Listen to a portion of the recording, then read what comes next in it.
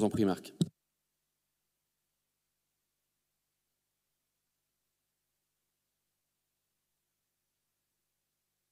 Monsieur le Président, mes chers collègues, comment s'appelle notre groupe? Droite, centre et régionaliste. Ce n'est pas un slogan, ce n'est pas un fanion, c'est une réalité politique. C'est pour ça que hier, dans son propos introductif, Isabelle Le Callennec a dit son adhésion à ce vœu qui nous est présenté. Nous aurions pu ergoter, introduire des nuances, introduire des différences. Tout ça n'aurait pas été déplacé. Mais il faut distinguer l'accessoire de l'essentiel. L'essentiel, c'est l'affirmation d'une volonté politique d'une Bretagne à 5 qui s'assume. Je crois être parfaitement en phase avec mon itinéraire politique. Je suis à l'origine d'une révision constitutionnelle, la seule qui ait introduit les spécificités culturelles et linguistiques dans notre Constitution, l'article 75-1. Et je n'ai pas hésité, quand c'était nécessaire, à franchir des limites politiques qui, parfois, pour certains, sont infranchissables, pour accompagner d'autres textes. Paul Molac pourrait en témoigner. Ceci est d'autant plus important d'exprimer cette volonté politique collégialement que nous sommes dans une phase, ces 5 dernières années, où on a assisté à une recentralisation gigantesque, prenant souvent prétexte des questions sanitaires, mais pas uniquement. Je dois dire que pour moi, l'événement majeur concernant la Bretagne, et pour notre groupe, c'est l'abandon du projet de Notre-Dame-des-Landes, qui était pourtant porté par notre collectivité et d'autres, et qui avait le soutien populaire, comme le référendum l'avait marqué. Nous n'avons pas avancé ces dernières années sur la Bretagne à 5. Des obstacles nous ont toujours été opposés. Et on a parlé, durant les derniers mois, du couple préfet-maire.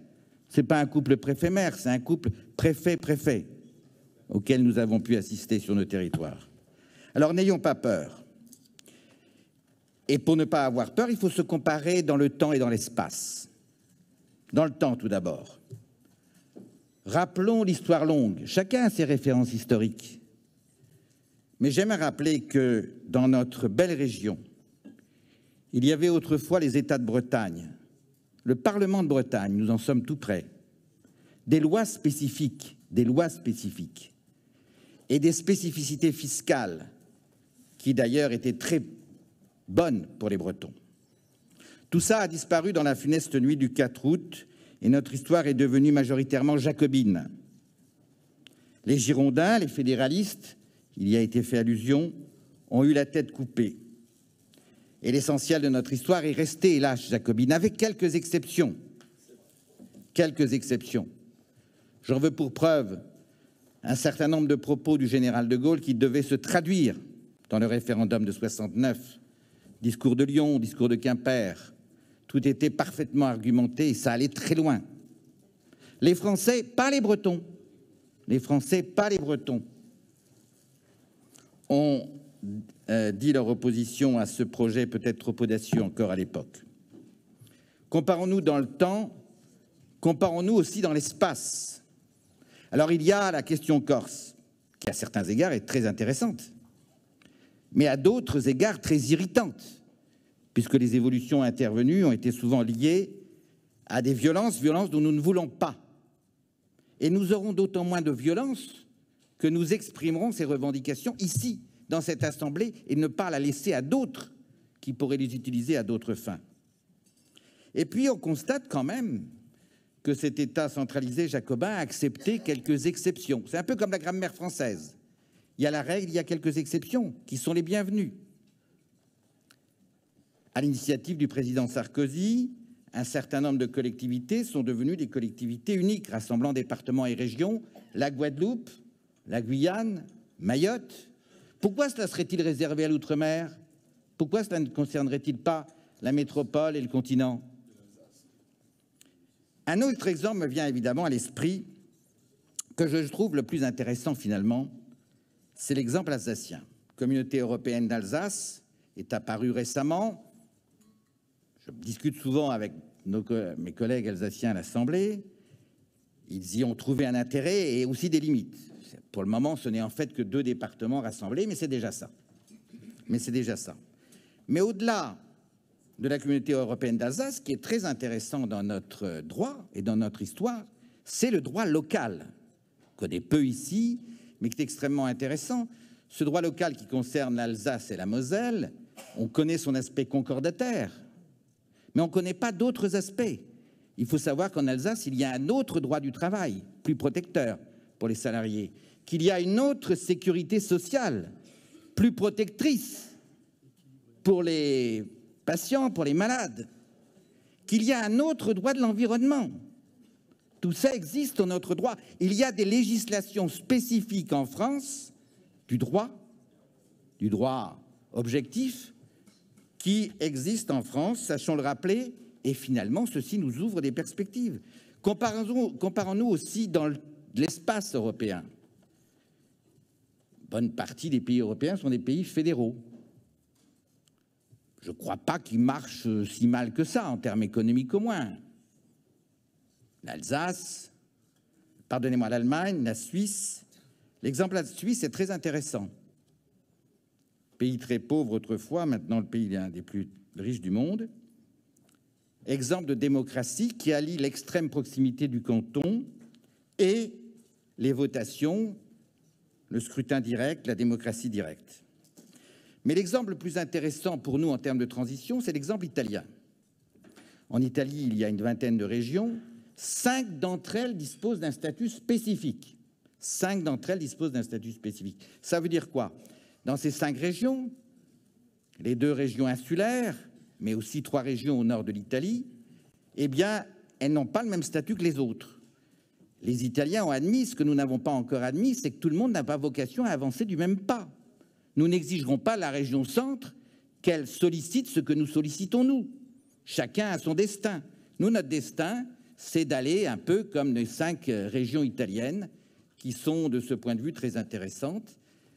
Pour l'aspect linguistique, je rappelle que les minorités germanophones d'Italie ou francophones d'Italie dans le Val d'Ost doivent la préservation de leur langue à la réalité de la région qui est la leur, en l'occurrence le Val d'Ost pour les francophones.